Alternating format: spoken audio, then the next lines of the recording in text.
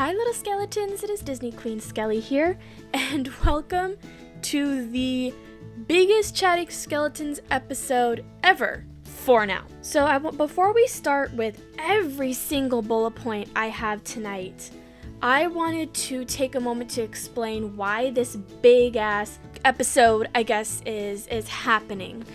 So I looked at all of the stuff I have written here on my Chatting Skeletons quote-unquote podcast, and I honestly sometimes can't remember half the stories that I have written down, which is a huge bummer because I absolutely love telling you guys things that happen to me in my lifetime that I find funny, sentimental, just things that have like a big impact on me one way or another. Which is why I started the story time with DQS, because I figured if I write it down, I'm not going to remember it 2 or 3 sessions from now, because, you know, I'm not sure if you guys have noticed, but I film in sessions, and I have a list that I go by, and I go down each bullet point so you guys kind of get a variety. Because initially when I was doing this, it was just like all reacting, all chatting skeletons, all this, all that, and I was like, no, my subscribers need a variety. So I have a bunch of bullet points on here that are literally as far back as Sister Location was released for FNAF. So I figured the best thing to do would be to just do the story time with you guys. That way when something happens, I do write it down, and then the second I get in my car or whatever, or I get a chance to be alone, I film for you guys, so that way the story is fresh in my head, and it's not sitting collecting dust, me trying to figure out what the fuck I meant. So at the end of this episode, I will be going over what Chatting Skeletons is going to be from now on, because it's still going to remain the Chatting Skeletons podcast, but it's quote-unquote podcast, but it's going to be different from how it used to be. It's definitely going to have some different features to it, and I really hope that you guys enjoy what's to come in the future. So we are going to go over every single bullet point. Some may be a long story, some may be just a one-sentence story. So let's see how it goes. The first bullet point is probably going to be a shorter one, introducing hubby to Sister Location. So when Luis and I first met, I told him that I wasn't really a big video game person, but I played like DS games and all that. Growing up, I was just never into like PS4s or PSPs, or I had an Xbox, and I used to play that with my dad, but I never really dove into like extremes, unless it was like Halo, which my ex taught me.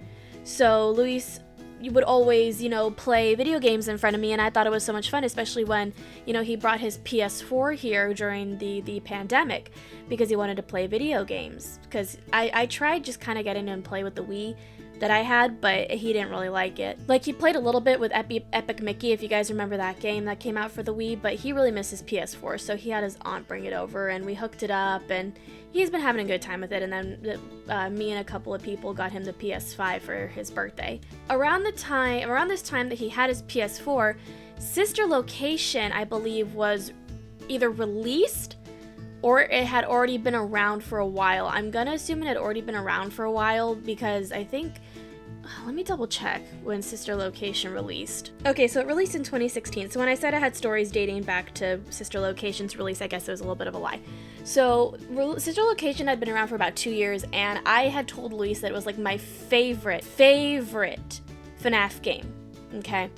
But I don't believe he actually played the legit Sister Location game, because I also do believe around this time the first Help Wanted game came out. Yep, came out in 2019. Okay. Help Wanted had been out for at least a year, so he got Help Wanted. And in Help Wanted, he ended up discovering Sister Location, like the characters and all that.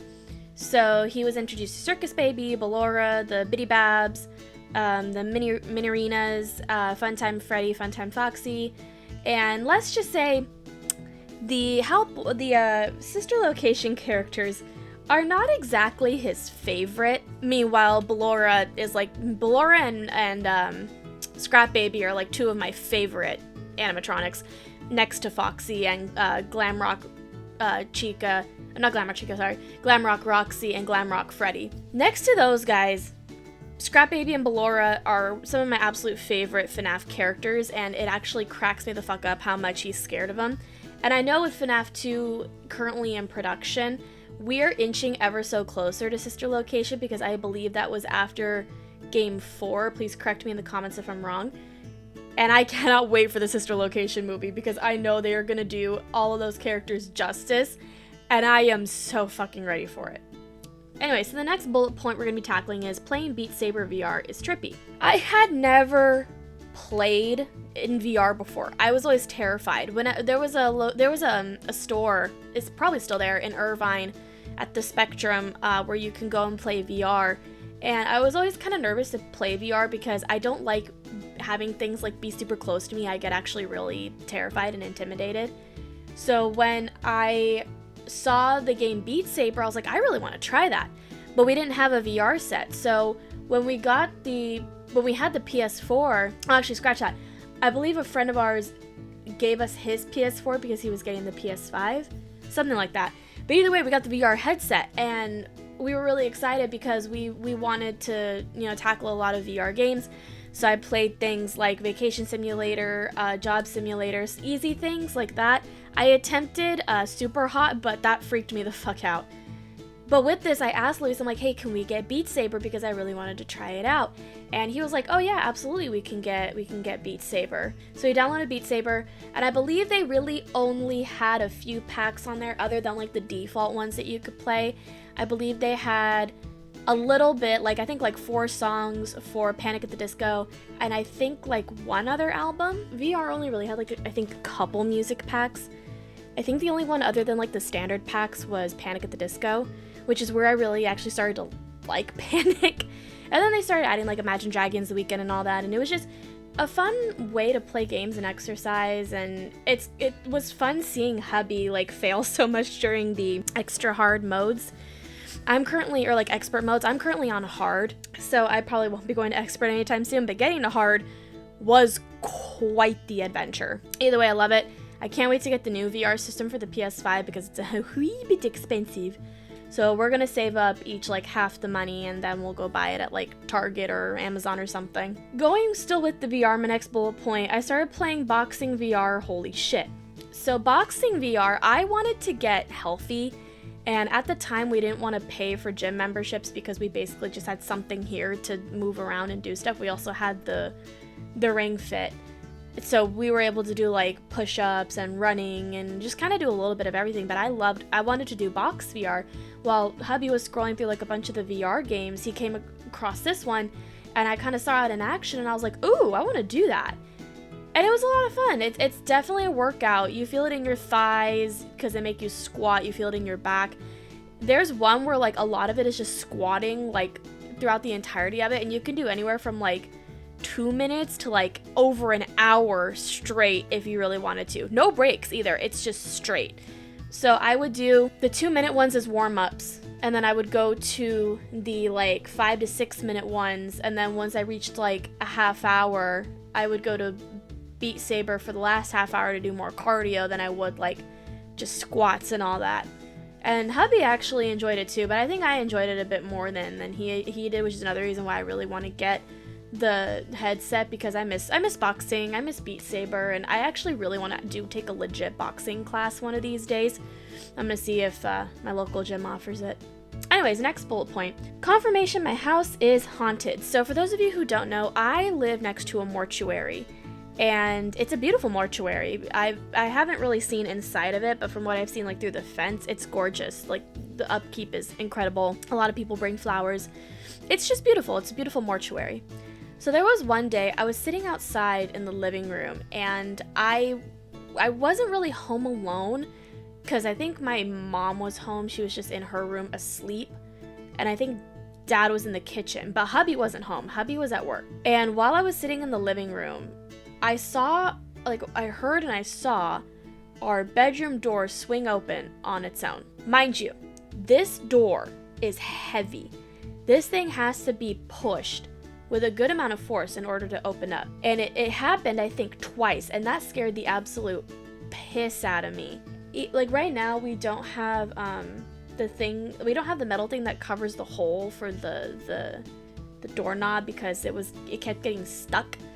So my dad has to kind of finagle with that, which he'll do eventually, but right now he has his sciatica acting up and he just can't. So we can't necessarily lock our door, but like it still takes some effort to open and close it. Like it's not quiet. So when I was outside in the living room and I saw that happen, I was like, there was no way in hell any like a force of wind could have pushed that, especially because the fan was off. It's insane. And there was another time too when I was putting away my laundry that I smelled baby powder, and we don't have baby powder in our room. The only thing that I have is this powder to help my thighs from not chafing when I go to the gym.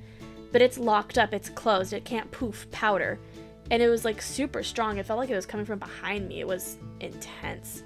And again, no one was in the room with me. My dad had gone to bed, so I was a little freaked out, to say the least. But I mean, even if we do have something here, I know it's not sinister, because if it wanted to actually like harm Luis or I, it would have by now. At least it would have done something rather than just open doors and poof my powder all throughout the room. Anyways, a less scary interaction. I interacted with a Karen in my neighborhood. Now, this was the first time I had because obviously at work you're gonna deal with Karens, and I think they call them Kevins for the guys, and what do they call the boys? I don't know. Luis told me the name for the boys. I don't know if there's one for like girls. It was during the pandemic, and this was when we still had Roxy. Luis and I were sleeping in because, I mean, what else is there to do during the pandemic other than stay home and just kind of be bored? At about 11 o'clock, I hear Roxy outside because she likes to go outside, soak some sun, go pee, and just be a dog. And I hear this, because we also keep our door open in case she wants to come in and like lay on the floor, or like we prop her up on the bed, she'll let us know that she's in here. So I hear snapping and the words, get inside, and I'm like, what the fuck? Like there has to be someone interacting with like their dog or something outside. And then all of a sudden our rear doorbell goes off. So I get up, I put pants on because I'm in like a shirt and a pair of chunnies, and I go to the door. There was this older lady, holding her dog, and Roxy had already been inside the house. And she looks at me and she goes, sweetie, I had to go have your dog get inside the house. I was like, excuse me?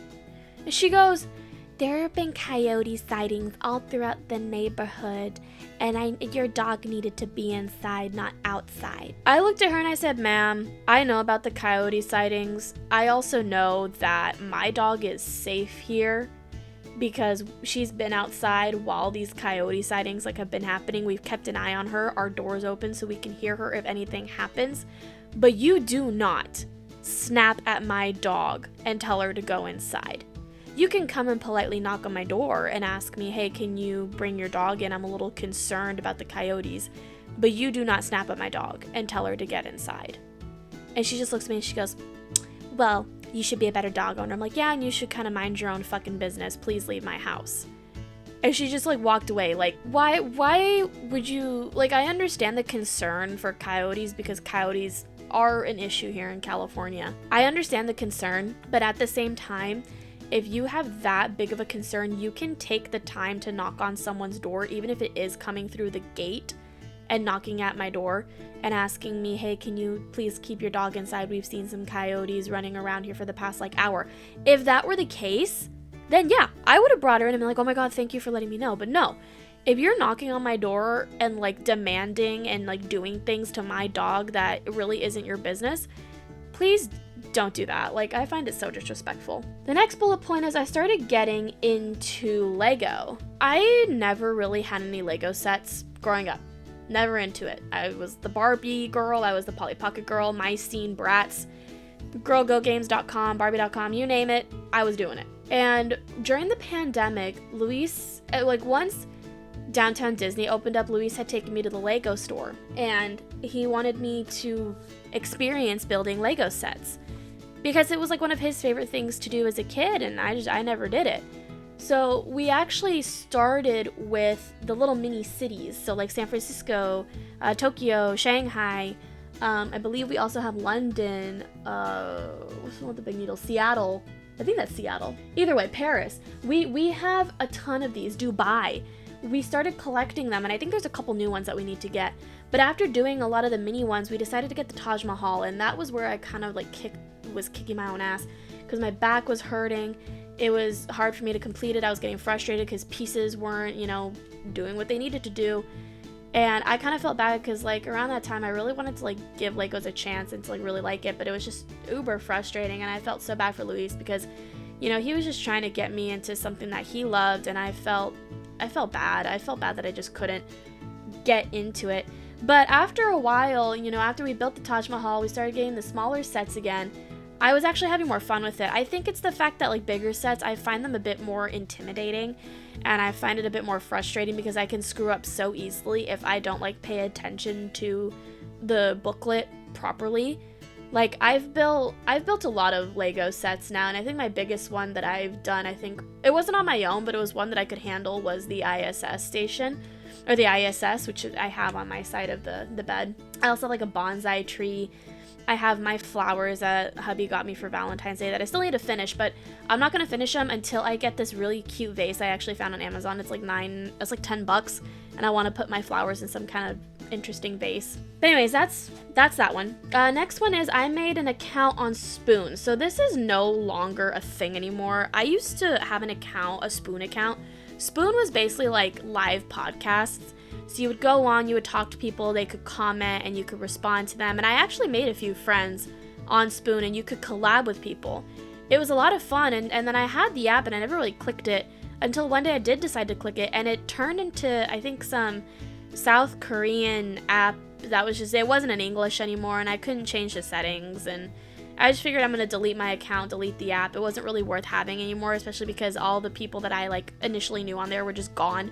And all the things that Spoon once was just gone. So, and when I deleted it and I actually tried to look for it again on the App Store, it was gone. So I was like, okay, well, guess that's over with. Next bullet point is sometimes I forget the stories I want to tell for chatting skeletons. I kind of already covered that in the intro for this, is that I write too many stories down, so I kind of forget where, like, what happened to these stories and what they were. And in telling you guys all these stories, I kind of realized that they're so short that even if I were to tell them to you in its entirety, even now, they would be like 1-minute episodes. So I'm kind of glad I'm doing this like huge episode thing. Next bullet point is hubby gave me his Switch Lite. Hubby wanted the newer Switch that came out during the pandemic, and since we were getting like $1,000, like $1,100 every other week from the government, we decided to splurge a little, and he got what at the time was the recent Switch.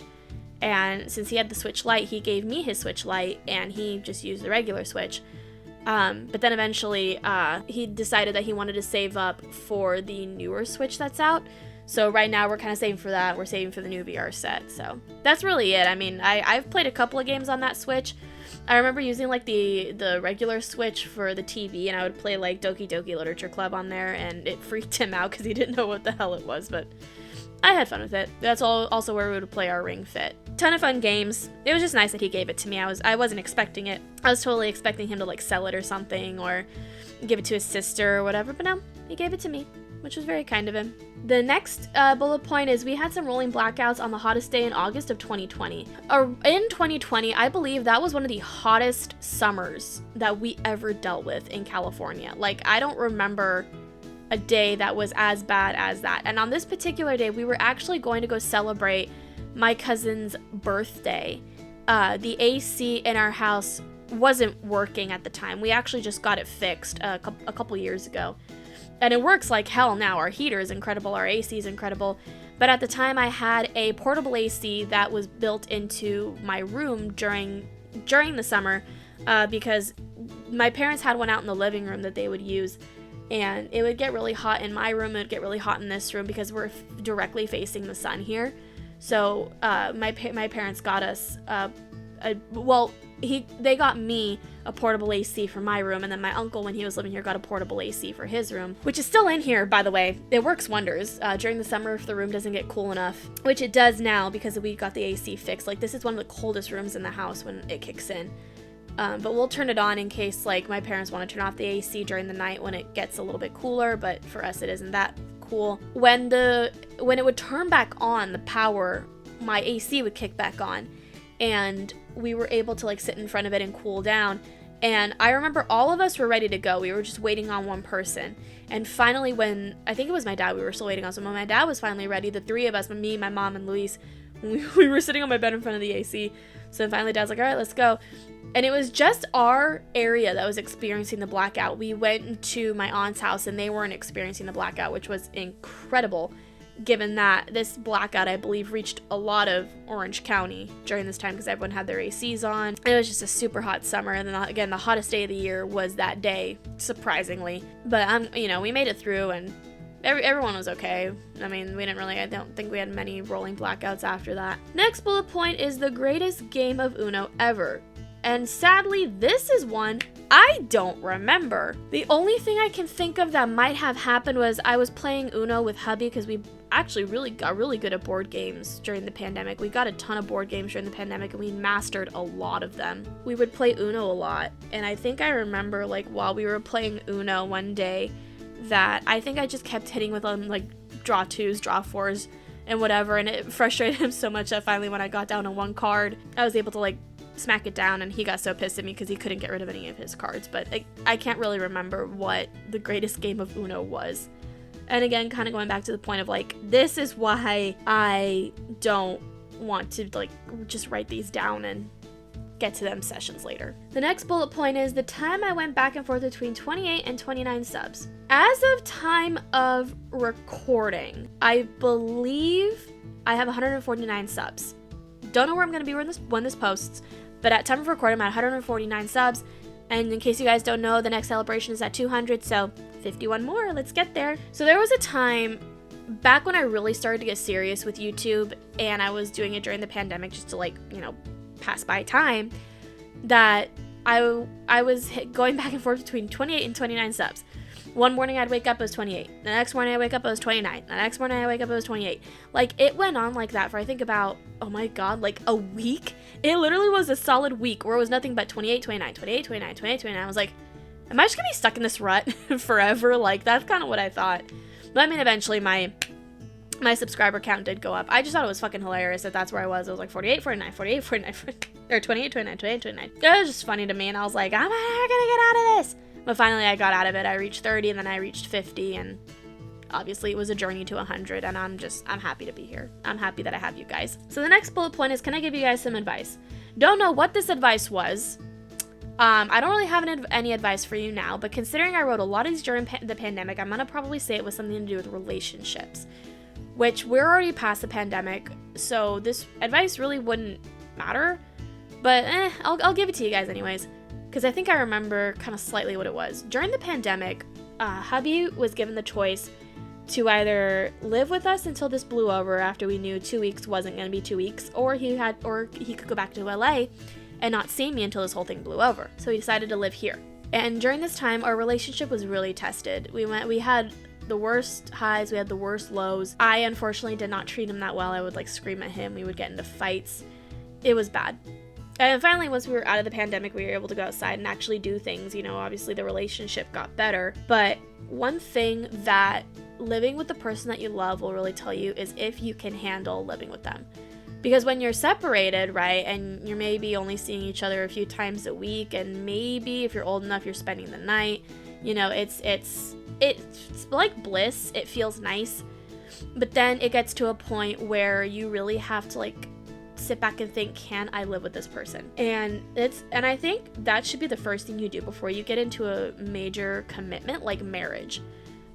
Because my parents were kind of one of the lucky ones. They got married before they moved in together, and after they got married, they got a condo, a very small condo. Their marriage has successfully lasted for a lot of years, and I'm honestly extremely happy for them. I believe they hit 30 years already, or they're going to hit 30 years soon. And again, I'm very happy for them. But the problem is, a lot of people, who believe in traditional marriage will get married and will move in together after the wedding. And then what happens afterwards is you basically get sick of the person, right? You haven't experienced living with them. You don't know what their lifestyle is like at home. And then you experience it, and maybe it wasn't for you. Maybe they're not the type of person you want to live with. I am a firm believer, and my parents are a firm believer of this now too, is that you need to live with the person first before you make these big commitments. And after 2020, Luis and I did discover that it was challenging, but we could do it. And that's why he proposed that next year, because he said, if you and I can survive the pandemic, we can survive anything. And I still firmly believe that to this day. So if you're really looking to want to be with your partner forever, live with them first. See if it is really what you want, and if their at-home lifestyle is something you can handle. If not, it might be time to either look past it or find someone else who's going to be able to fit that lifestyle with you and make your life as happy as you make theirs. The next bullet point is staying up late with hubby is kind of nice. I used to be a morning bird when I first met hubby. Like, I could get up at 6 in the morning, 7 in the morning, and just go about with my day and feel fine. But during the pandemic, Luis introduced me to his nightlife. So like when the pandemic first happened, I'd go to bed at like 9, 10 o'clock, and then he'd be up until like 4 or 5 in the morning, and then like wouldn't wake up till 2 in the afternoon.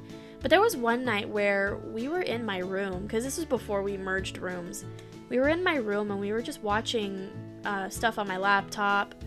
We were, just hanging out, and I didn't realize it was getting to like 1 or 2 in the morning, and I was getting tired. But staying up with him, like when the house was quiet, it was just him and I. We could be loud, we could be rowdy, we could be whatever we wanted. It was so nice. And I loved the fact that I could be up with him and because my parents sleep early. Except for my mom, she sometimes stays up a little bit later, but that's because she has a night job, whatever. I love staying up with hubby. But nowadays I do have to go to bed early because of having to get up earlier for work. But the nights that I can stay up late with him, and sometimes he even asks me, he goes, do you have to work early tomorrow? And when I tell him no, he goes, okay, good. And then we stay up together. And then there are times where, I do have to go to bed early, and he's like he gets all upset now. And it's kind of cute that I've become a night owl, and I want to stay up with him and like do things with him. Because granted, I like being up early, and I like the fact that I can have that morning to myself and do things that I want to do, and like feel more productive and feel like I have more of the day to do things. But I also forget that at night I can still do things too. It's just when the sky is dark, not when it's light. So staying up with hubby is kind of nice, and it makes me happy. I'm happy that I'm now a night owl, and I love him for it. The next bullet point is our new Halloween tradition. I have no clue what the fuck it is. The only thing I can think of is we go to horror nights on opening night. That's really it.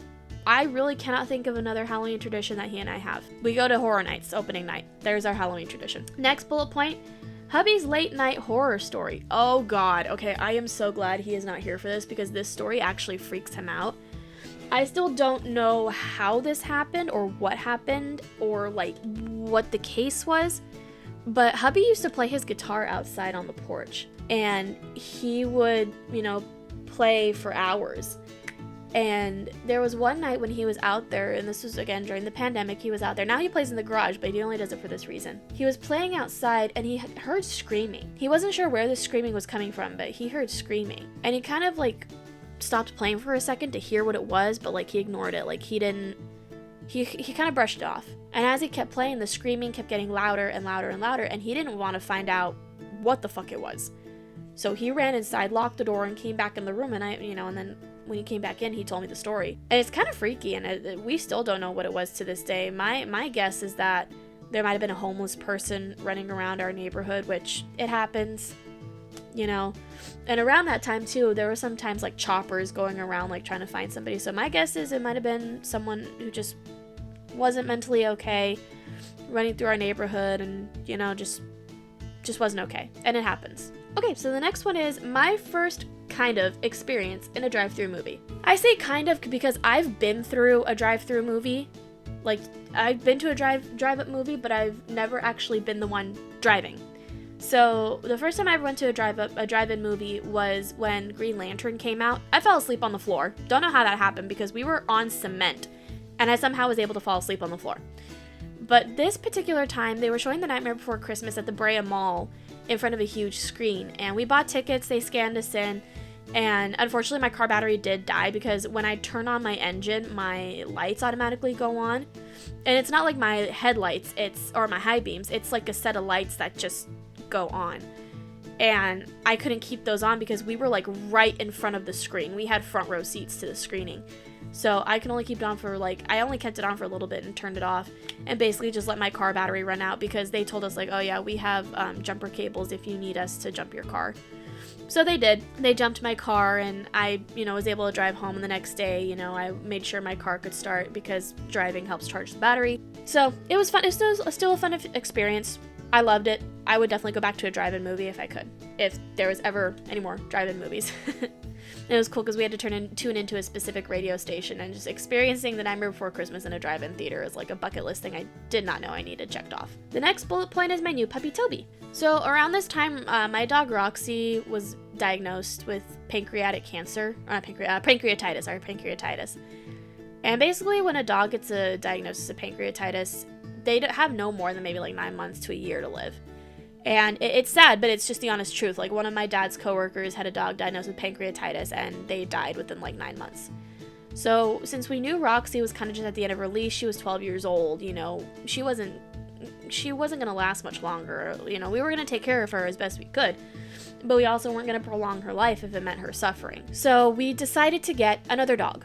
Not a young puppy, but I call him a puppy because, to me, any dog is a puppy. So we decided to get a dog a little bit older, probably around the ages of 2 to 4, like we did for Roxy. She was about 2.5 when we got her. And while we were looking through a website, we came across this adorable terrier mix who was named AJ. And we decided to go meet the family who was fostering AJ.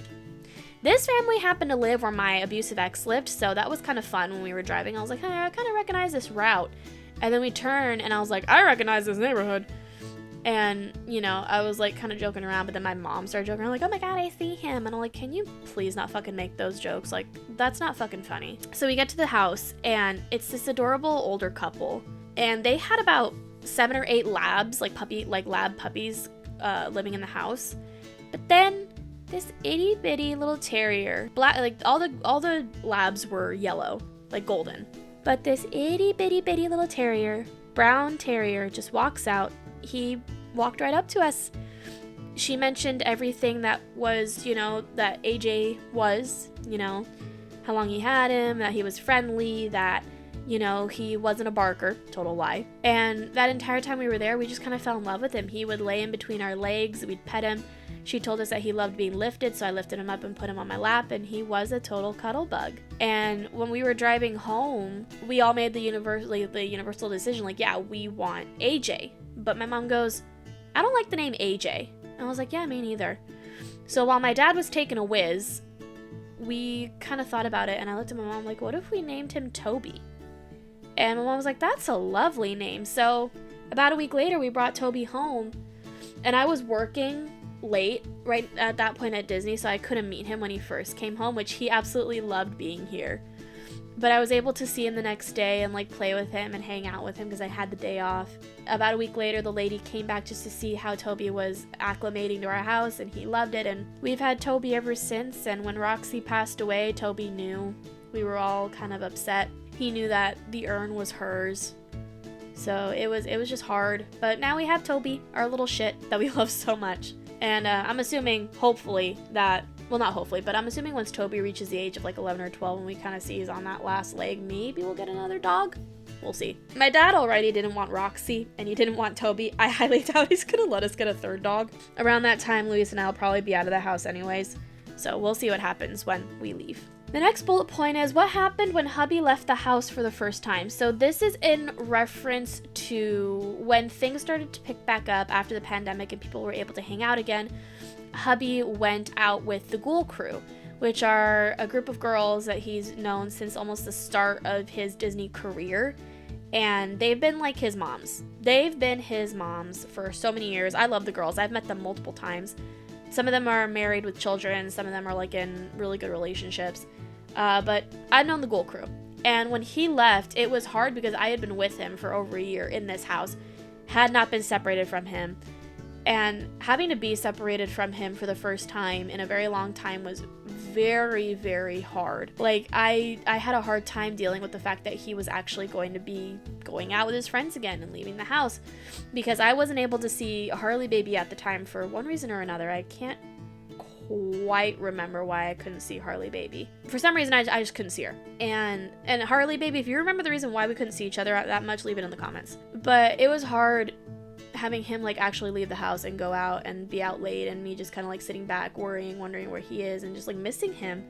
And I mean, I always like I got better with it. Like whenever he leaves the house to go somewhere like a concert or go out with his friends, or when he does his solo Sundays, like I'm used to it now, obviously. But back then, after being together for a year, and then like, you know, living with each other well, not being together, but like living with each other for a year, seeing each other every day, not being away from each other, it was hard having him leave the house and like leave me for almost the entire day. But I knew he'd come back home to me, and that's what kind of kept me going. I was watching TV, I was doing things to kind of distract myself, so at least I still had something. So the next bullet point is explaining what I'm like when I'm anxious. Okay. If you guys remember, a while ago I posted the video of like my mental health issues, and I do have anxiety, now formally diagnosed by a therapist. And having anxiety is not fun, because one thing that my mind likes to do is create scenarios. My brain will tell me things like, oh, like Luis is seeing another person, or oh, your friendship with Harley Baby is gonna tank because you don't see each other anymore, and she has a baby and she has other things to focus on. And then like it'll say like, oh, you're never gonna find a stable career, you're always gonna be jumping back and forth between job until eventually no one wants to hire you because you don't stay at a job in one place. Like, having anxiety and having those little things in my head completely sucks. Like, it is something I can't get out of my head. And when I was with my therapist, she told me never to play the what if game. So the what if game is you can't predict what's gonna happen, usually. Basically means like, if something hasn't happened yet, why are you gonna assume it's gonna happen? Because you don't have physical confirmation, and you don't have confirmation from anyone that it's happening from. So like my anxiety of, oh, Luis is seeing someone else while he's seeing me. I don't know that, because, you know, I haven't seen any physical proof and he hasn't told me anything, so why should I believe he's seeing someone else? Because he hasn't. Why would I think that he's seeing someone else? And I believe that's also tied into my own self-image of myself. Like, he could do better, or he could get a hotter girlfriend or a hotter wife, he could get, you know, someone who's going to treat him better, someone who's just like him. But at the end of the day, he still comes home to me, and he still makes the effort to be a good husband and to work things out with me when I'm stressed out, and to hear me out, and to just, you know, be there for me. And then like with the Harley Baby situation is that, well, she's a mom. We can't help that she's a mom.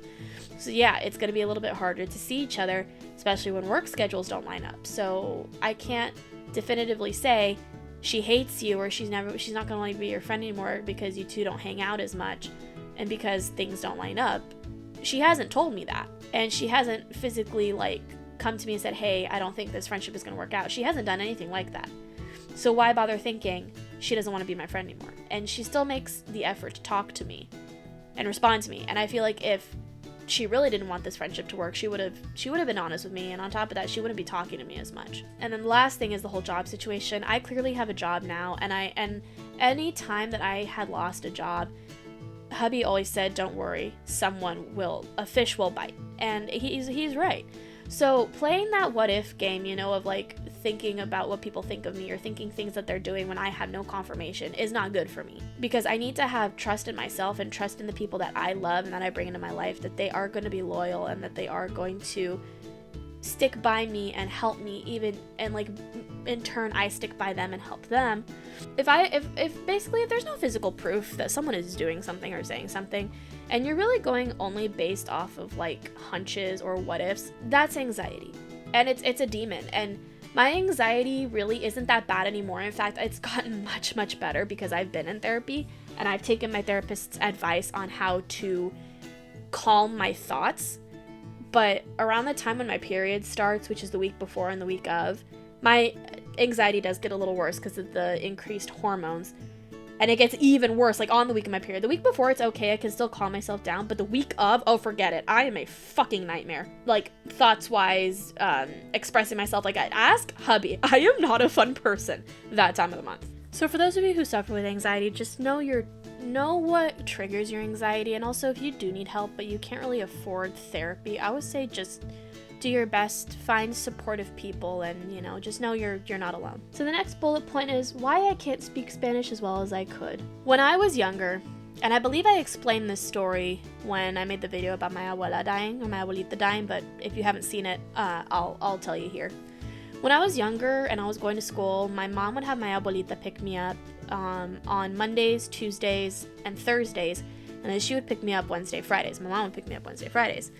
So because I was at my abuelita's house so much, I would speak a lot of Spanish, and it was basically just as fluent as I'm speaking English right now. But when I was 10 years old, I had a friend of mine come with me to my abuelita's house, and my abuelita would allow this frequently, and my dad would take the person home when he picked me up. So I had a friend come with us, and I asked my abuelita, hey, can you take us to McDonald's for lunch? And she goes, absolutely. So she took us to the McDonald's, but she realized she had forgotten her wallet at home.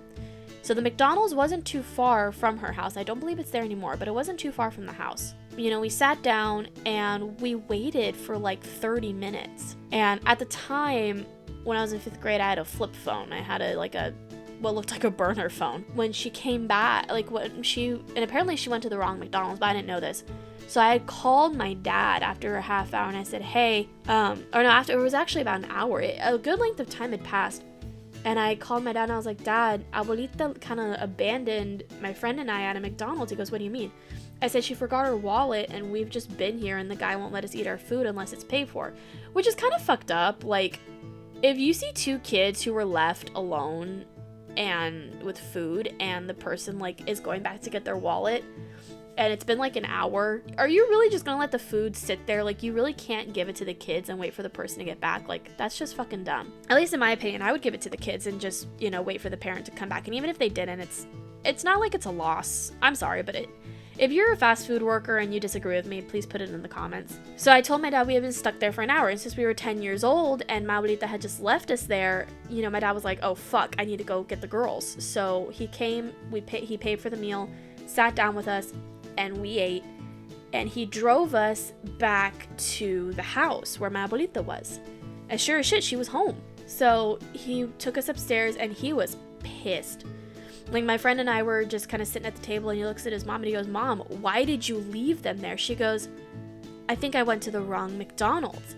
And this was around the time the Alzheimer's was like not severe. It was like just barely starting. So she remembered the fact that she needed to go to a McDonald's, but she went to the wrong one. So she just went back home. She never went to collect us. So my dad figured, okay, well, we're gonna take her to the doctor's office, because I think at this point it had been a regular occurrence that she was forgetting things, but we didn't see it. I didn't see it because I was just a kid.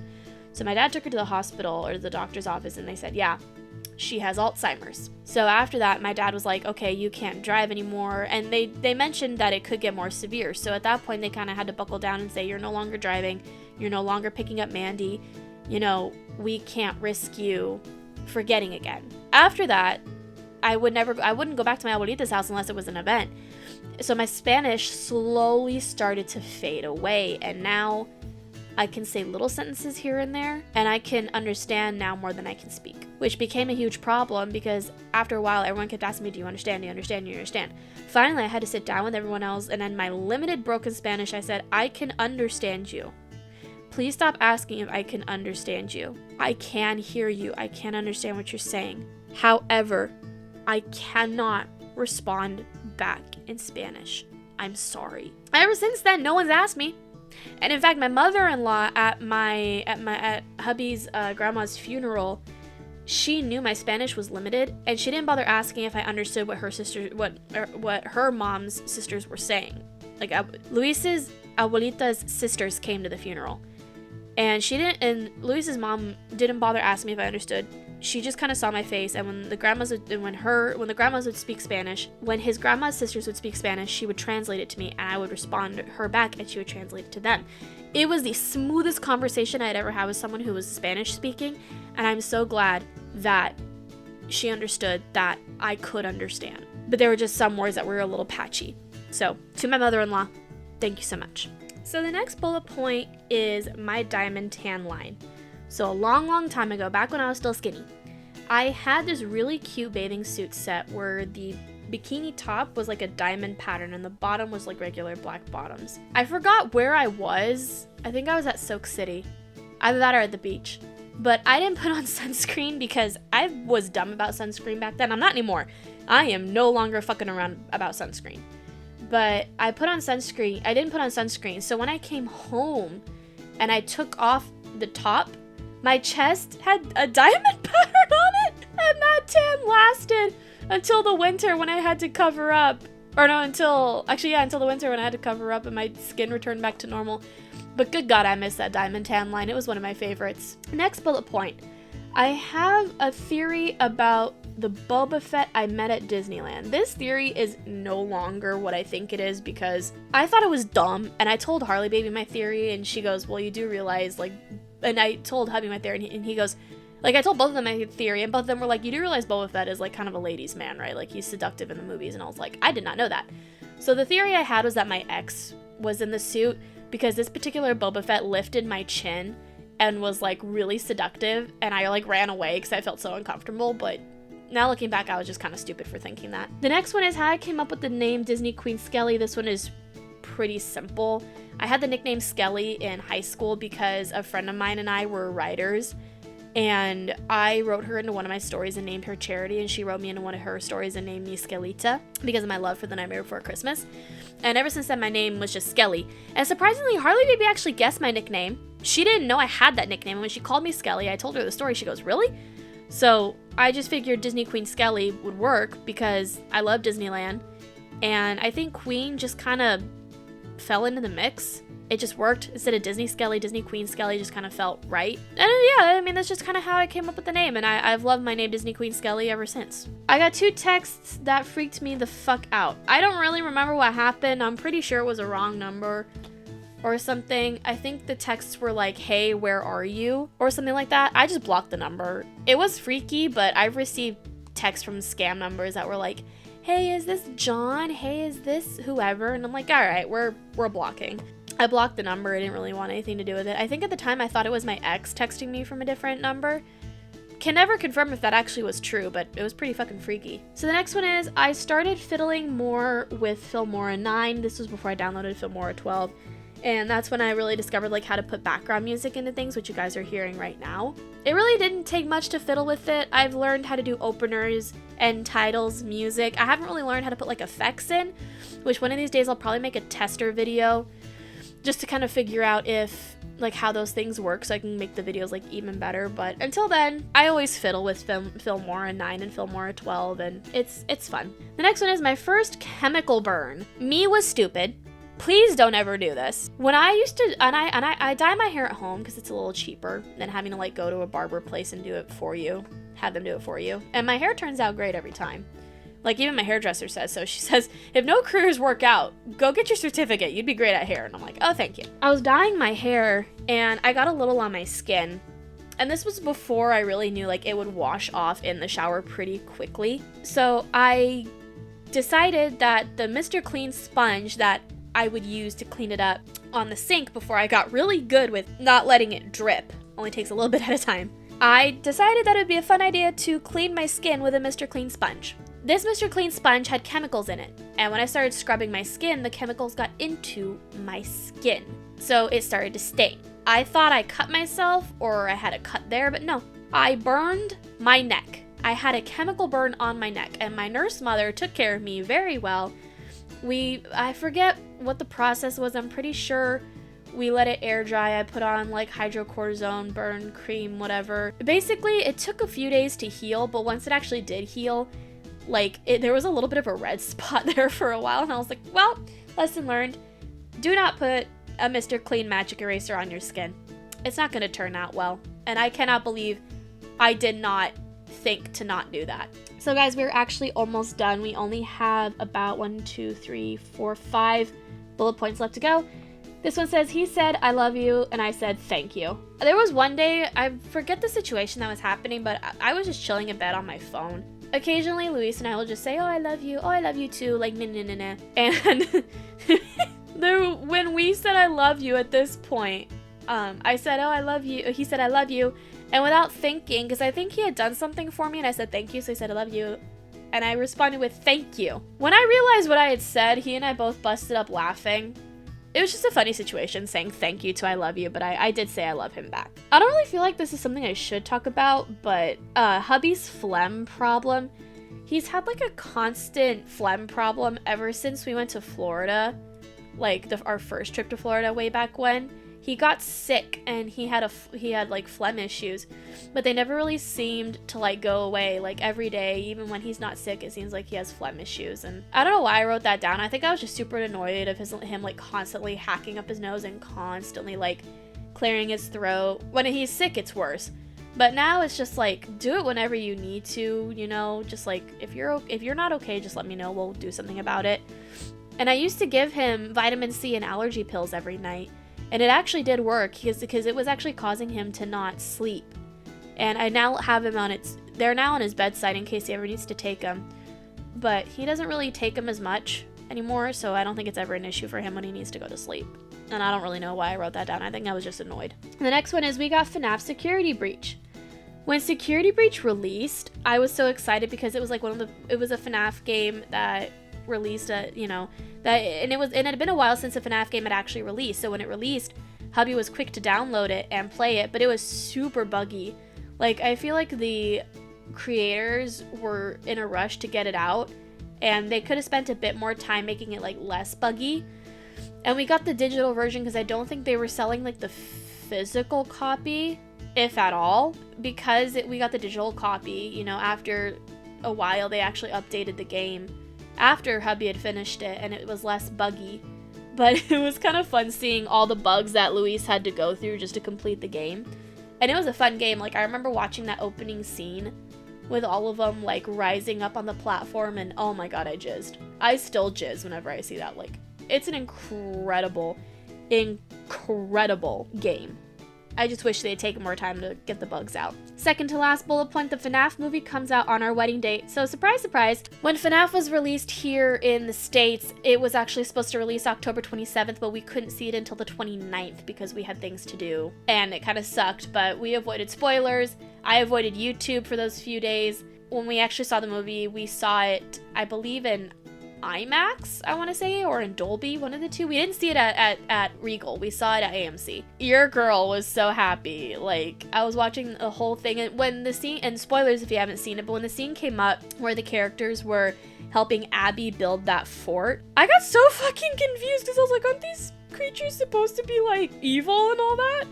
But then towards the end, like, and again, spoilers if you haven't seen it, but towards the end when they were actually like ganging up on Afton, I'm so surprised, like, they were kind of good towards the end. Like, that shocked me. I love the movie, and I still love the movie. I've watched it on Peacock a couple of times. I own a physical copy, but I'm curious to see how movie 2 goes. I'm really curious to see how movie 2 goes. Last one, we got handed roses. When Luis and I had a date, this was the year before our wedding, and tensions were incredibly high for private reasons. But we really were trying to make things work out and kind of get back to some normalcy. So we decided to go out to dinner, and we went to we went to the Spectrum, and we were gonna go to this sushi place. We had walked by it a couple times, and we had never gone in, so we were just kind of curious as to what it was. And while we were walking there, these group of guys came up, and they had their phones pointed like at this one kid, and I was like, oh, they're filmers, like they're vloggers or whatever. So the kid comes up to us, and he goes, and he had 2 roses in his hand, and he goes, hey, can you hold these for me for just a moment while I tie my shoe? And we said, oh yeah, for sure, because we figured, okay, well, he's probably meeting up with someone, so he gave a rose to me and a rose to Luis. And he said, okay, thanks, and he walked away. And I was like, we just got handed roses just as a sweet gesture from a kid. Like, whoever raised that kid, good for you for just him handing out roses. Like, that was just the sweetest thing. It was funny too. It caught us off guard, and it actually made my night. Like, I love the fact that we received roses from a random stranger. Thank you guys so much for watching this really long Chatting Skeletons episode.